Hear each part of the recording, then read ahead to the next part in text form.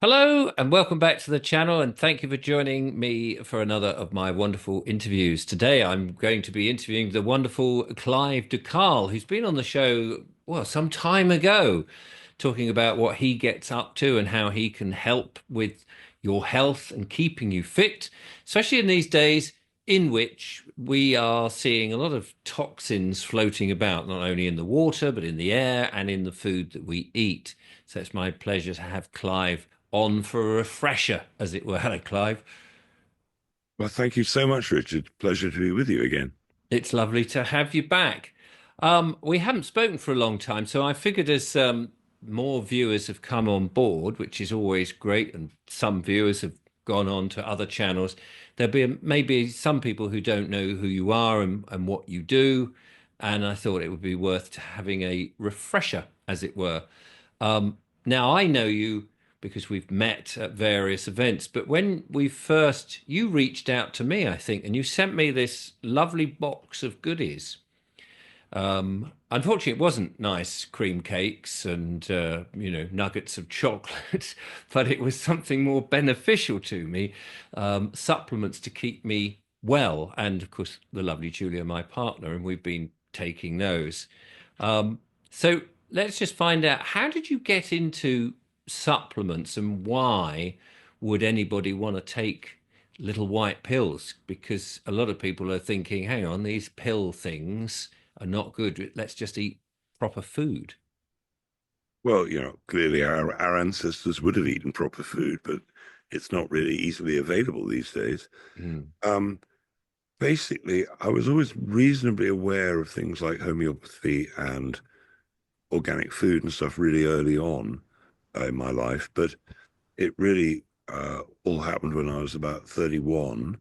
I took an antibiotic, ended up in hospital, became type 1 diabetic, developed rheumatoid arthritis so badly that I was hospitalized, so I couldn't get dressed or walk.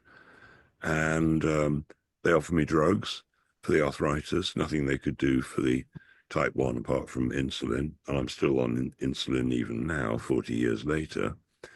But they said, nothing we can do for arthritis. There is no cure. Get used to it and take these pills. And I said, well, no, it's happened for a reason. Shortly after I took this antibiotic, this has happened. Could there be a link? No, impossible, impossible. Obviously no link at all. No link at all. It's not like we've ever heard that kind of story before, is there? So after about 3 weeks of me refusing the drugs, and I was in the sort of ward where they keep an eye on you 24 hours a day. I had somebody looking at me all the time. It was ridiculous, night and day.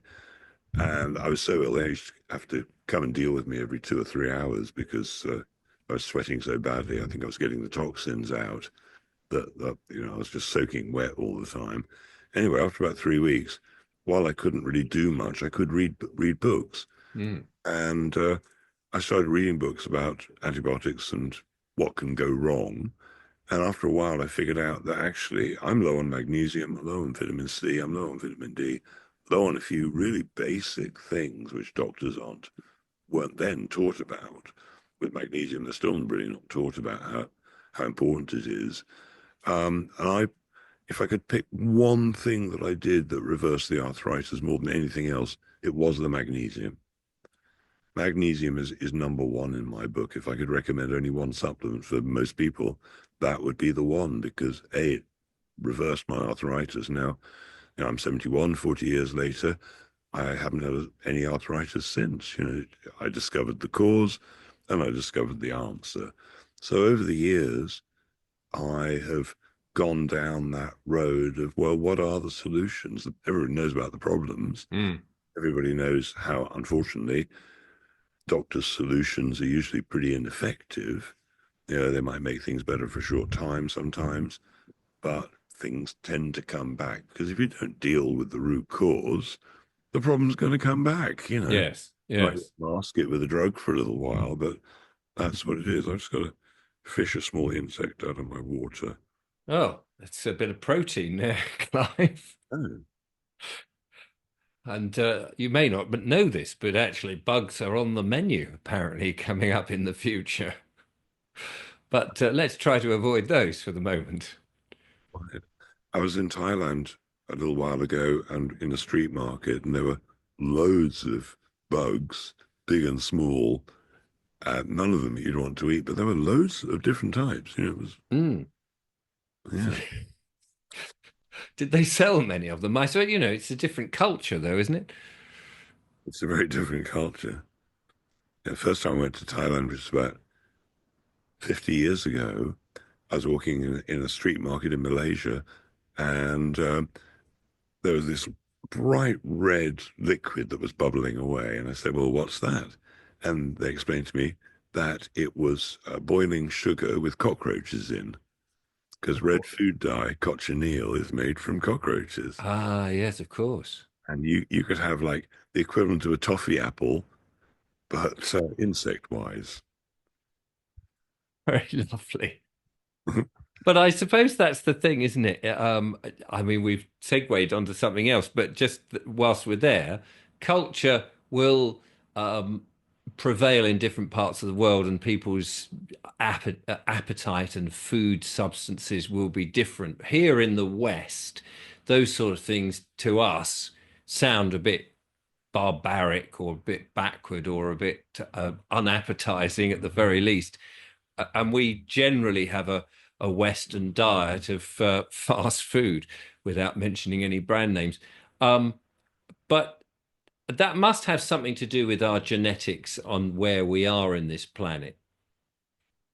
I mean, clearly, there are all sorts of things that have an effect, like language. I mean, a friend of mine, he's now lived longer in Japan than he has in England, and his facial characteristics have changed because of the use of the language.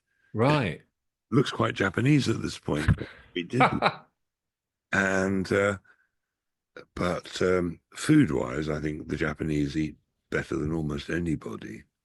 Um, and I'm getting off the subject of what you asked, but have you ever been to Japan? No. One of the things that got out of hand was food. You know, it was polite to bring like a really beautiful apple or a really beautiful bunch of grapes or whatever that was just really exceptionally beautiful. And how it's got out of hand is when I was last there, which must have been 30 years ago, you could spend £1,000 on an apple in a box. Because My. if you wanted to impress your friend with the best, Yes. you'd bloody well be the best. I mean, it just got out of hand completely. And I got Really? taken uh, to a sort of business meeting, and it was on the top floor of a big block. And the they explained to me that this food was the best food in Tokyo. There was nothing better. And a little stream with gold-colored fish flowed around the table and between the seats, and it was just unbelievably fantastic. Tasted exactly the same as I'd had from a Tokyo fast food street vendor the day before, except mine had cost like £2, and theirs had cost 1,200 quid or something. But to them, they could tell the difference, apparently. Hmm. Good bit of marketing there then. Well, maybe, but I mean, obviously, people pay for three-star Michelin meals here and can tell the difference. So, Yes. They uh, have empty stomachs. Um, the difference in Japan when I first went um, was that you noticed the difference in the ages. The people at that point who were 25 were maybe, the 6 inches or something taller than the whole of the rest of the population because they changed their diet. oh, right. Wow. Certain Western foods had crept in, Hmm. and They've gone that way. no, they got taller. Oh, I see. Yeah, they got significantly taller, which I thought was interesting. Yes. Of course, Because you would expect that people's girths would go that way with all the fatty or I mean, polyunsaturates and generally, things. the Japanese are still eating Japanese food to Right. a vast degree. And as a result, because of all the iodine that's in the sea fish and the seafood, things like breast cancer and thyroid issues are negligible compared to England, where we're depleted in iodine because there's chlorine in our bathing water, chlorine in the drinking water. Um, Not to mention fluoride if you're unlucky enough to be given a Yes. present by the water companies. And so pretty much everybody in England, because most people don't know that they really ought to be filtering all the water that they use, even the shower bath water. Most people don't realize that the fluoride toothpaste is a really, really dangerous neurotoxin, which knocks out the thyroid, which knocks out the iodine, which knocks out the thyroid. Then people have thyroid issues through lack of iodine. They have mental clarity issues. Some people say, well, I've got brain fog. I can't think clearly like I did 10 years ago or something. Iodine deficiency. So the Japanese uh, are incredibly lucky because their basic diet's incredibly good. It's interesting because they eat white rice, and of course, white rice has its own dangers, like vitamin B3 deficiency, niacin deficiency, pellagra, I think it is. Uh, but nevertheless, they do really, really well.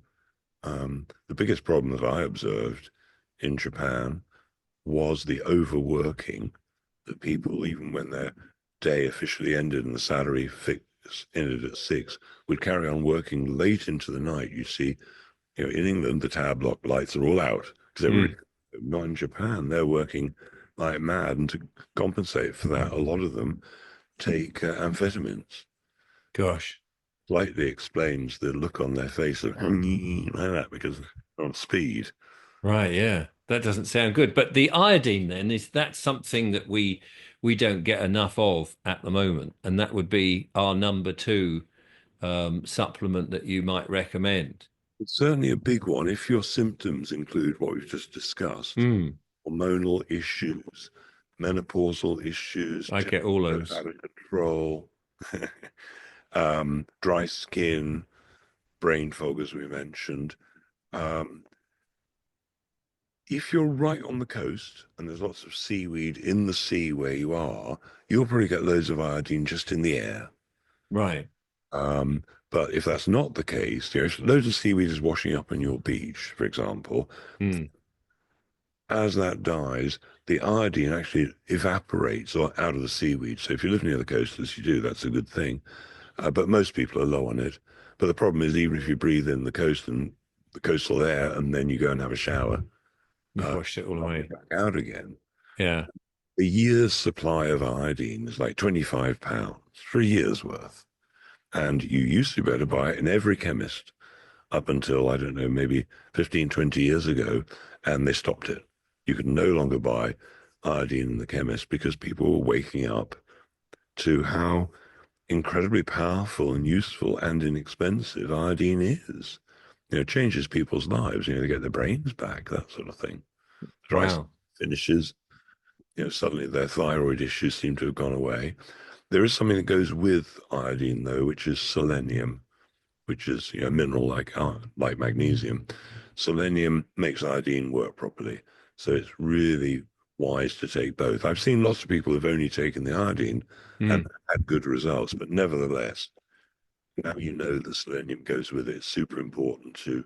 Selenium is the one that I always think tastes like the roast dinner fat in the tray. It has that sort of somewhat cold, oily sort of I've yesterday's roast dinner. Am I thinking of the same thing? Well, that's interesting you say that because I think it tastes much worse than that. No.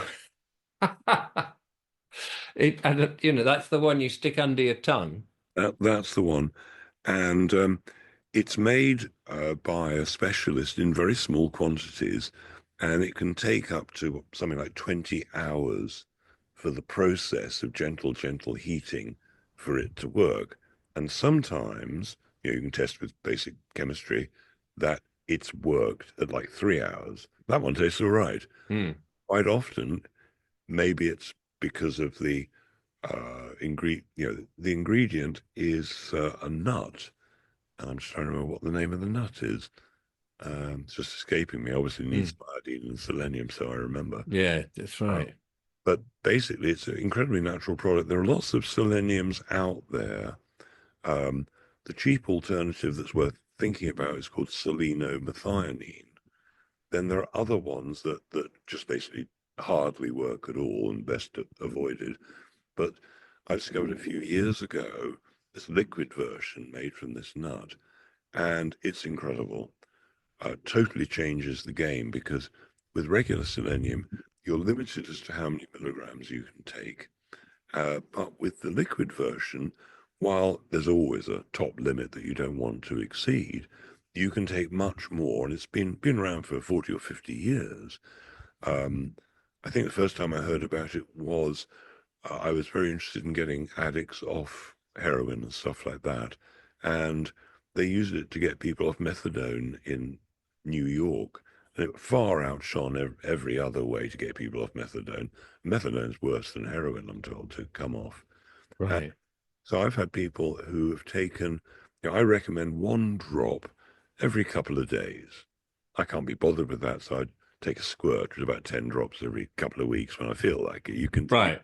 do it with that, Yeah. everything. Anyway, I had this woman, she, I think, took 7 drops for 3 days. I think that's what I instructed. I might have said 10. It doesn't make much difference. Anyway, two things happened with her. Almost immediately, her cravings for alcohol diminished, and Wow. she was an alcoholic, so this was a good thing. That's a good one. And then sometime later, her hair grew back, whatever the original color was. Yeah. Obviously, I I'm wouldn't want that. I'm not taking enough selenium or something, No, no. but it's super interesting product. I had another guy again on this liquid selenium. He explained to me that for I think 19 years he'd been trying to come off ADHD medication and couldn't because Hmm. it's so addictive that each time he stopped, he had to go back on it again. Anyway, I told him to take 20 drops of selenium for 3 days only. Anyway, he didn't want to do that. Chickened out, took 8 drops or something like that. 3 days later, goes back to normal, one drop every couple of days. No withdrawal. Wow. But what selenium does, amongst many other things, is it appears, well, let me explain it this way. Let's say you're taking in a toxin, methadone or whatever the toxin might be, on a daily basis. Now, your body, which is always there to help you, will realize every day this toxin's coming in. So the body will decide to make antitoxins to do its best to deal with those toxins, right? Straight. Right. And what selenium seems to do is it's able to reset that judgment that the body makes of this is a toxin to, oh, it's stopped now, and I can stop making the antitoxin. So it seems to disable that antitoxin technique, which means that, an addict who might be suffering otherwise from the DTs, if it's alcohol or um, coming off heroin or whatever it is, now that can be severely reduced the amount of time because they think, oh, it's the lack of heroin that's making me feel this bad. Yes. No, it's the lack of the body hasn't been told yet that you've stopped. Hasn't woken. Right. So selenium seems to fix that.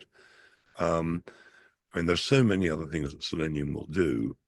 Um, if one's worried about birth defects, you might want to consider in a child, you might want to consider the mum having a hair mineral analysis, for instance.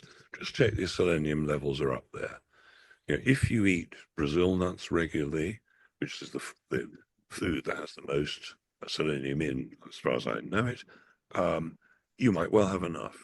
But if you're thinking of having a child, then really you want to make absolutely sure that it is bright and healthy. Now, if a child is born with low levels of iodine, there is a medical term for that. If the mother is so low it affects the child, it's called cretinism in the child. Child's born a cretin. You've probably heard that term. Yeah. You cretin. Yes. And Gosh. this is known by the medical profession, except I expect they've forgotten to teach it these days. No, it's a slip of the tongue. And it's an iodine deficiency. Now, if you are already pregnant, you want to really study up on iodine because you may not want to take it once you're pregnant. Some people actually can develop too much iodine, which the baby doesn't like. However, Mm.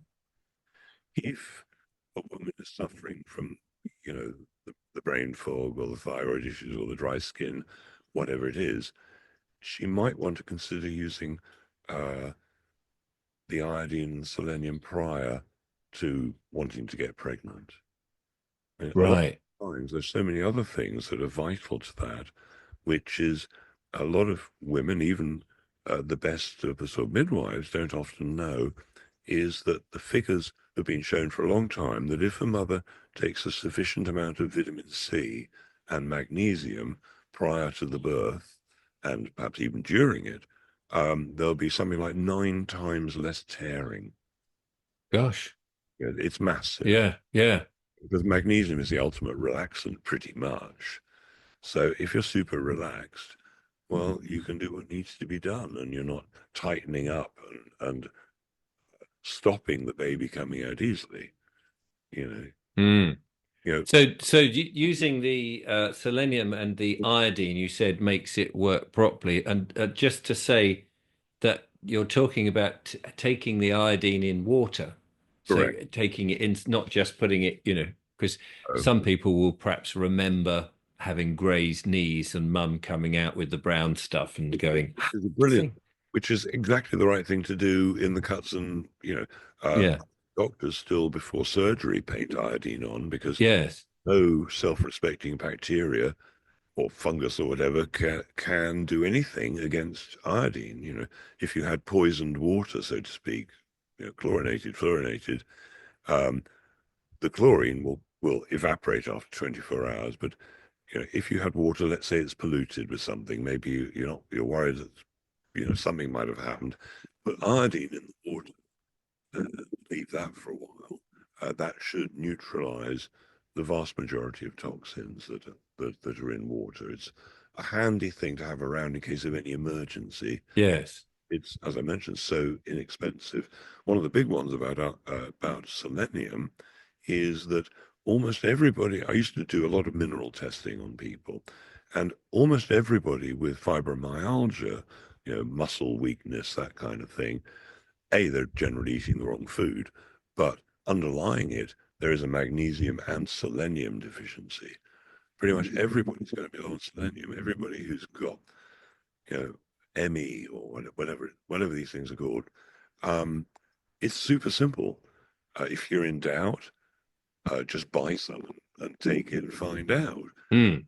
Or still in doubt, or you really want to be ultra cautious, well, get a hair mineral analysis. But these things are so harmless that, assuming you educate yourself and, all the information that I can't put, where people can't put on supplement websites, if you join a private membership club, and I have one called secrethealthclub.com, uh, for £1, 'cause it has to be a little financial transaction for a club to sort of work legally. Um, there's all the information about selenium, about not all the information, but some key facts that are really useful to know about essentially how much to take for one thing. Yes. And it's important with everything. You want the best quality you can find and the right dosage because it suits. I was looking with Vicky, my business partner, today at other companies' products, and a lot of them were so weak to be a joke. Yes, it said all the right things, natural, whatever. Yes. Yes. But in that dose, you're kidding me. But that was 9.99. Now, Right. the real dose is going to be at least 19.99, and then maybe a really good dose might be 29.99 or even more. But generally speaking, supermarkets, the high street shops, not the health food stores, but I think the Dutch one. Mm. Uh, they don't often choose the best quality because I think, unfortunately, the best profit is what they really want to make. Whereas there are small companies, I put my hand up to trying to be one, that actually I'm just interested in the results. I want people to come back and send me love because they're now walking or feeling better or whatever it is. That's it at the end of the day. Yeah. So now, when you're taking supplements, I know my son, he has an illness, let's say, or a disease or a thing, which I won't go into, but and I said to him, "Oh, you want to take some supplements and things, just like you were saying, basic like magnesium and things.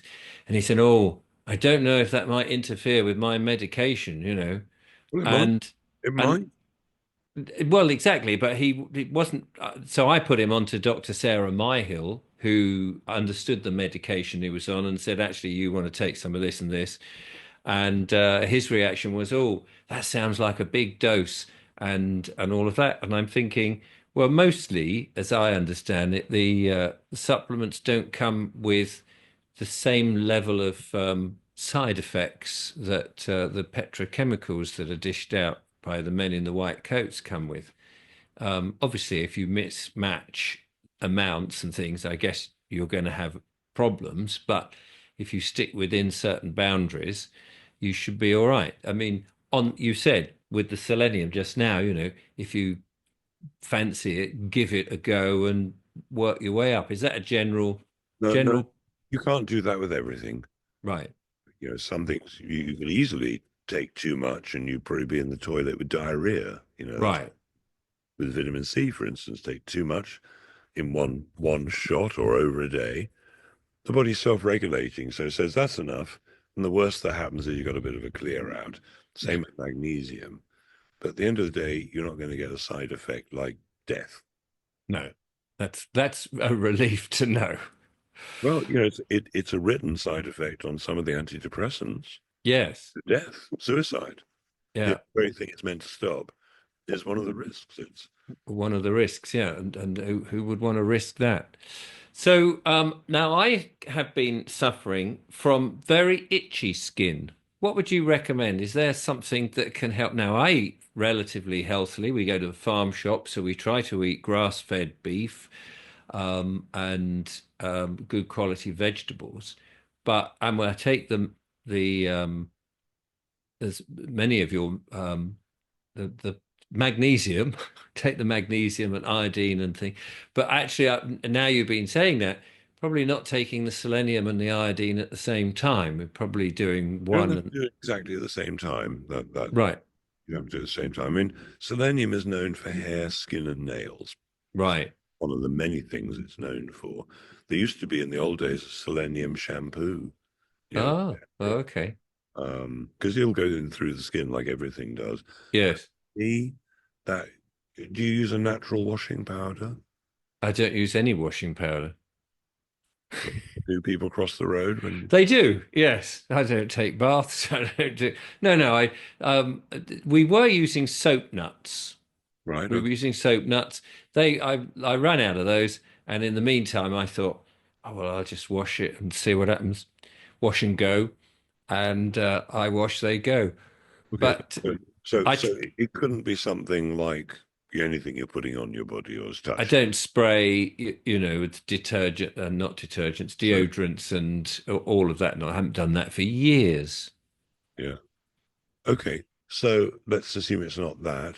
Um, could it be electromagnetic? Could be something to do with Well, 5G? that's, I mean, I am under a lot of it here, so it could well be that, although it's only been this since, I suppose, October, towards the cold periods, that it has come. So I thought, oh, it might just be dry skin, but it's usually just in the arms a lot. And it's only first thing in the morning, last thing at night. The rest of the time, when I'm dressed, I don't really notice it.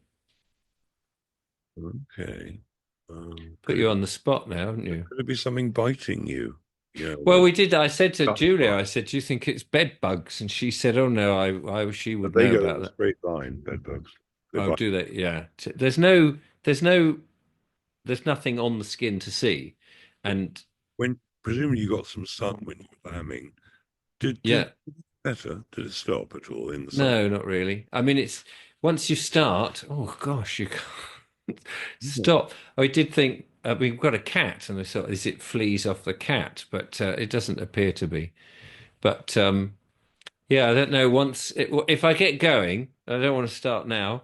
It's like, oh God, it starts going, and you doing this, and Julia's up there doing this, and she goes, "Oh, I'm taking the skin off and everything." I said, "Well, take it off But, because I just want to get rid of it." but despite how healthy your diet is, could Mm. there be one thing that might be causing it, something. Yeah. Well, I mean, I may be in my dotage having some allergic reaction to something which I have yet to isolate, I guess. Well, Um, if you were having an allergic reaction, the first thing I'd recommend is vitamin C. right, we do that, but thing is, I mean, we're all got busy lives, haven't we? So we It's remember when we remember, and then we I was go, oh, about we to had say, vitamin C yesterday. Let's have some iodine today.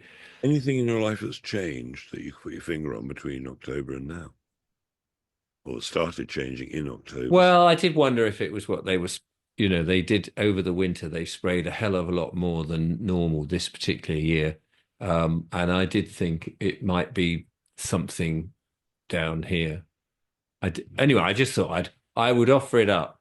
Have you got any neighbor friends who you might, or put something on online on the local Worthing or where it is notice board? Has anybody noticed An itching. symptoms to yours? Maybe Yeah. living near. Julia doesn't get it, so I don't think it's in the house as such. I mean, I don't think it's any mold or anything like that. But anyway, I so mean, there are, ladies and gentlemen. That was very interesting, wasn't it? Get the old itch. Maybe it's the 7-year itch. Don't tell her that one. Anyway, people could write to you if they've heard this and say, "Oh, I've got that." I mean, maybe it's a thing. I don't know. yeah, I don't know. I'm sure. I mean, it's. I haven't really got it at the moment. It's only at night time. It seems nighttime and first thing in the morning.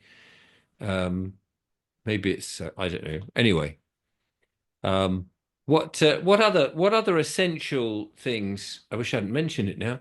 What other essential things do we need to take Well, for a balanced everyday that we're not getting from our food? well, over the years, I've narrowed down 10 basic supplements that most people are low on because Right. everybody pretty much is eating a pretty similar diet, hit by the same quality water, air, you know. So most people are actually low on the same things, So uh, a lot of people low on vitamin C because food isn't fresh. Right. Vitamin C deteriorates with freshness. Minerals don't. Minerals are fine, Mm. but vitamins deteriorate. So for some people, I mean, let's say you're somebody who gets colds or flu or, you come down with something. That's probably, there are probably three contributory factors: lack of vitamin C, lack of vitamin D, particularly if anything happens in winter, suspect sun deficiency, take Yeah. D. And thirdly, maybe zinc deficiency. People with severe zinc deficiencies tend to have white dots on their fingernails. Oh, okay. I don't have any of those. Um, so children often get them, particularly if they've been to a birthday party and actually binge the hell out of the sugar. And there's the proof, the evidence. Yes.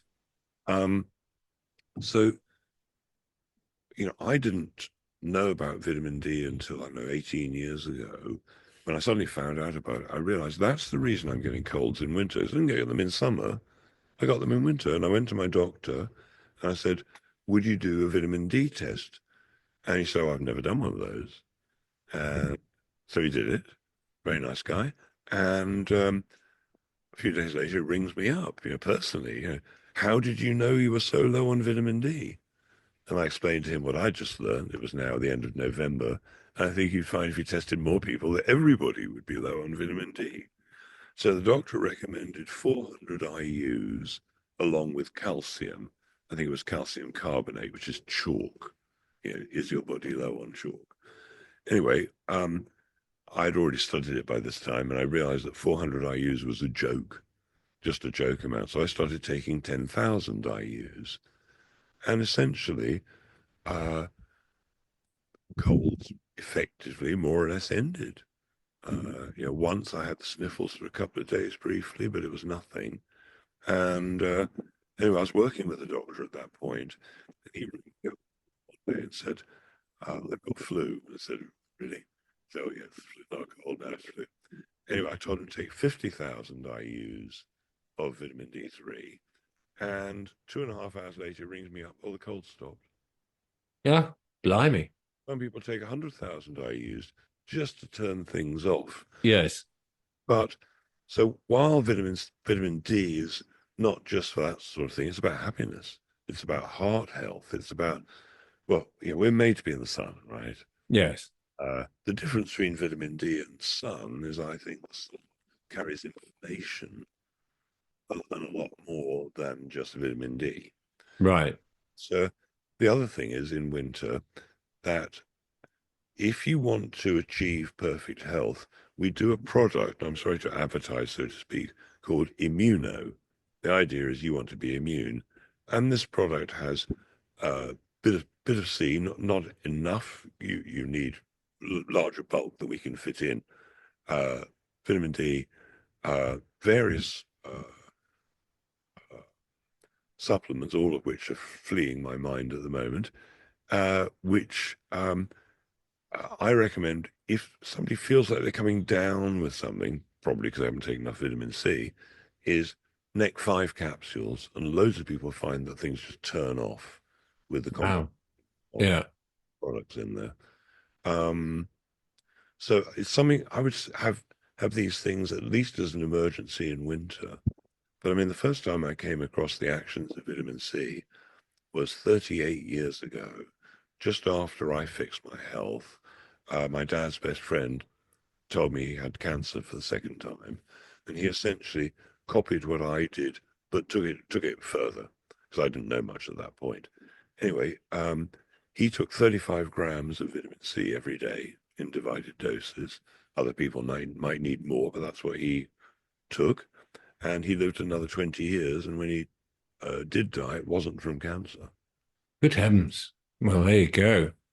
So That, that's a good, I mean, again, that's a very familiar name, isn't it? Vitamin C, because we always think that we get it from fruit and which, veg. which we do, but there are big hit pieces in alternative media and the press in general saying the only vitamin C that works is from fresh fruit like citrus or red peppers or oranges or grapefruit or something.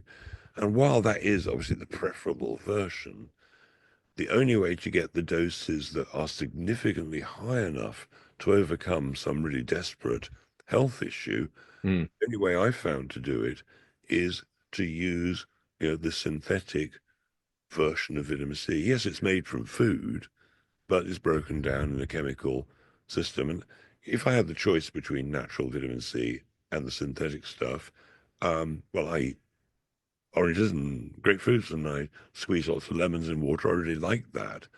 But if I was dealing with an issue, I would resort to the vitamin C powder. Let's say I was bruising a lot, um, well, feeling unwell generally. So in the box that I do of the 10 products, vitamin D and vitamin C are in there because they just have to be. Mm. Put in bicarbonate of soda, which is such an incredible supplement. It used to be in the Merck manual, the doctor's manual in America in the 1890s onwards, I think. And there were, I think, at one point like 120 remedies that bicarbonate of soda would provide. I mean, right across the board. And so, but this is one where you cannot take too much. Similar with iodine, you don't really want to take too much, but with bicarb, it's vital that you know what you're doing. If you're under 45, half a teaspoonful is fine. If you're over 45, probably a quarter of a teaspoonful might be fine. But you want this is why I've got the Secret Health Club giving this information in more depth because let's say you've just eaten a meal, you think, oh, bicarbonate of soda, what does that do? I know, I'll take some. It would turn off stomach acid because it's highly alkaline, whereas stomach acid is acidic. So if you took it directly after a meal, it would literally turn off your digestion. You get no benefit from the food. So when you digest food, it goes into the stomach. Stomach acid deals with it. Then it goes down into the duodenum and so on, where the action to neutralize the stomach acid, the body makes its own bicarbonate. Ah, It's a totally natural thing to the body, but you need to take it at the right time. and when would that be? Well, it depends why you're taking it, of the hundred Right.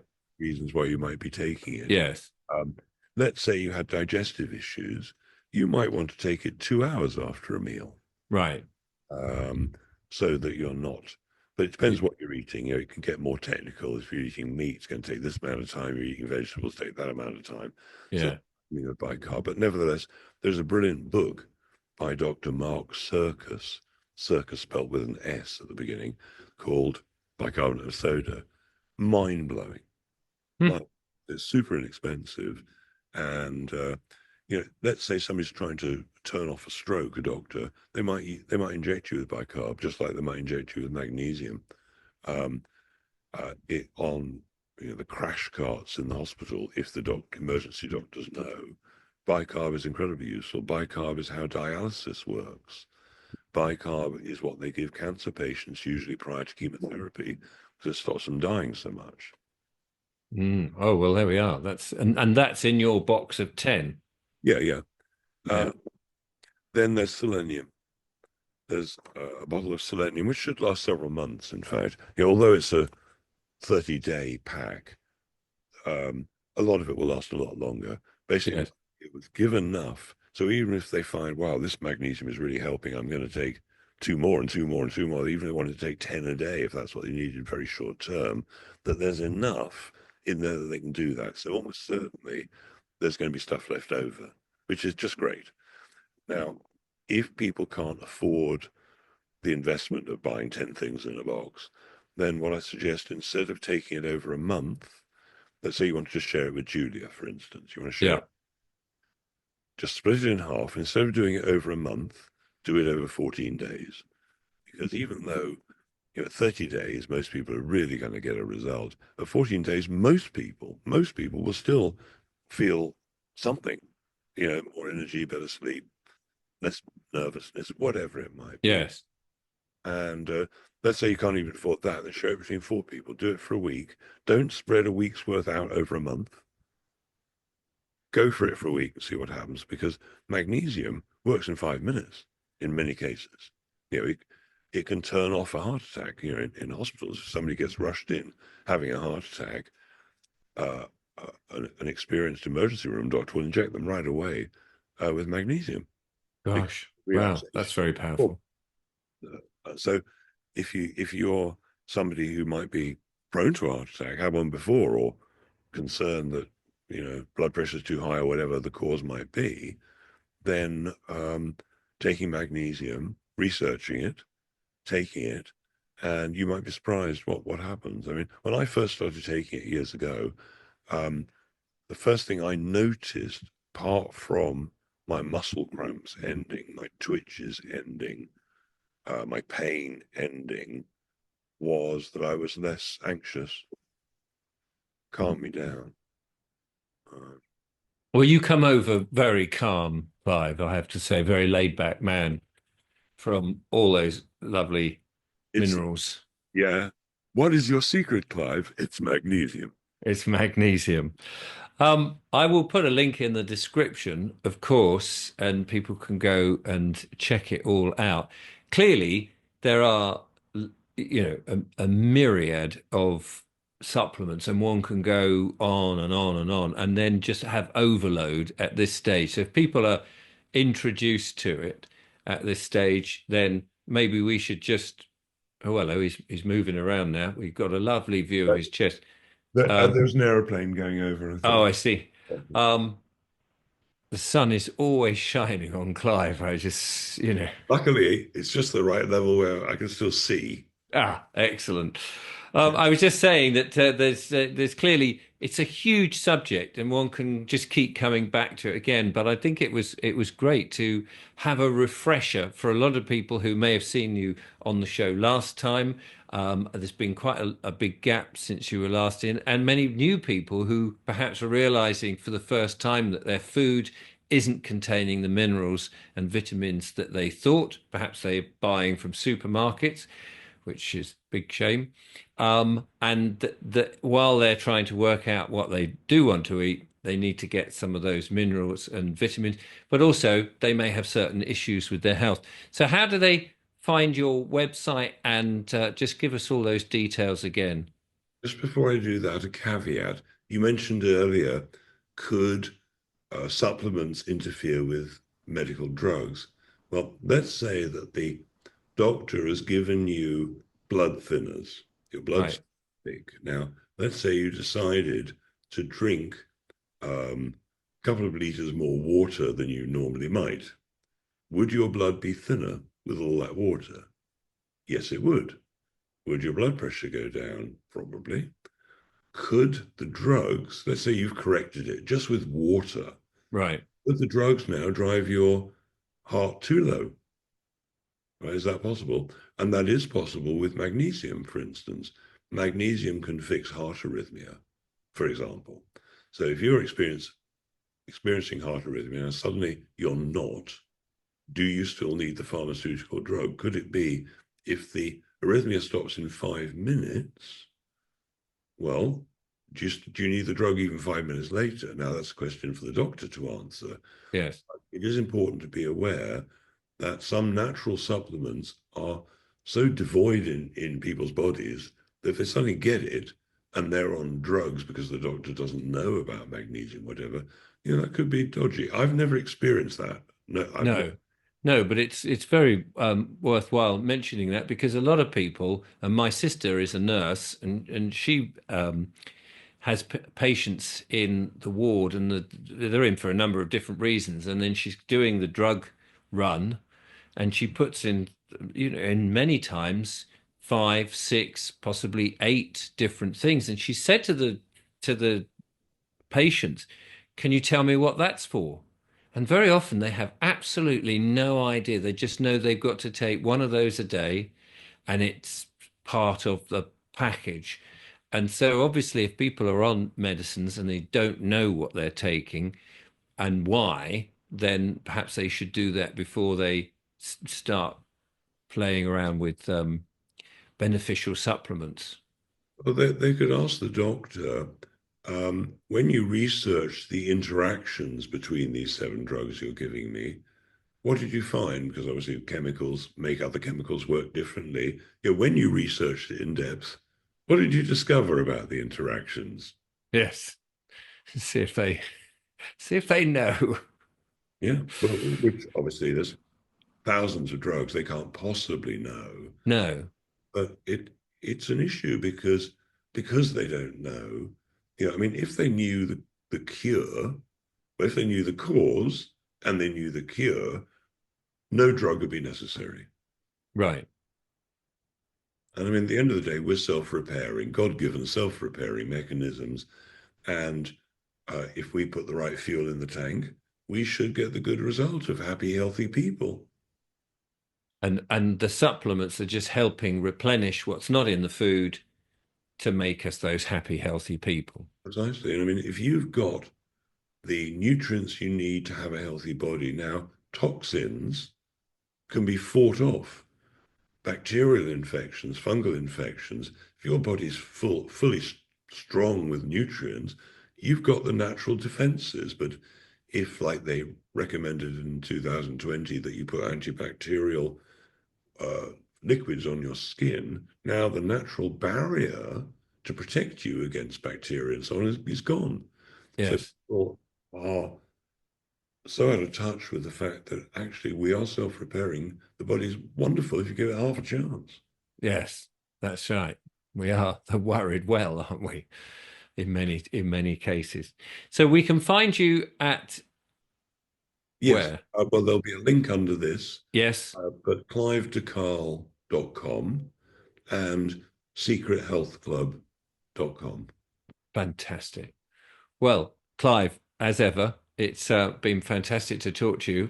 If anybody's interested and want to come along in the Glastonbury area on the 2nd of May, you, Sandy Adams, and myself are giving a talk in, I think it's the Town Hall in Glastonbury on the 2nd of May. So if you fancy coming up, I think I've got a fancy graphic here.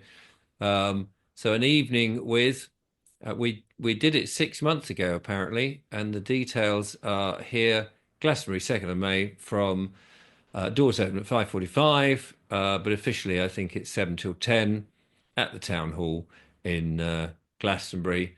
And an evening it says not to be missed. I won't be missing it because I should be there with you. So it would be lovely to see you then, if not before. So, Clive, thank you so much for coming on the show. Thank you. And I think that Glastonbury event should be a good place to meet like-minded people. Absolutely. Will you be bringing some of your incredible chairs? Oh, absolutely. Yes. I'm going to be bringing all the equipment that I can possibly bring. And, it will mean that people, a few people anyway, will be able to experience the pelvic floor chair. So if somebody's incontinent, for example, or then they might want to sit on that for half an hour. Um, that's only a few people. So if you're absolutely desperate, uh, hopefully we'll be able to fit you in. Then we'll have the magic chair, which allows trauma release. And we've had incredible results. I mean, people don't realize how trapped trauma can cause illness. I mean, it's just, Yes. you know, and this chair, which you sit on perhaps for 10 minutes, in many cases, a lifetime of trauma has got released. People who've their illness, whether it's multiple sclerosis or whatever terrible thing that they've got, is often caused by a trauma that hasn't been dealt with. And this chair is very simple vibration device, pulsed pressure waves. And a lot of people get relief. It's just unbelievable. Suddenly, literally they can move their arm or whatever it might be. Fantastic. Well, there you go. Something we haven't spoken about in this episode, but maybe on another occasion. I should bring my camera over and we should film it all at some point, which would be good. Yes, sooner the better. Sooner the better. Well, there we are, ladies and gentlemen. I hope you've enjoyed my chat with Clive, and I certainly have. Do come along if you can to the Glastonbury event. But until then, from Clive and I, thank you for watching. Till next time, goodbye.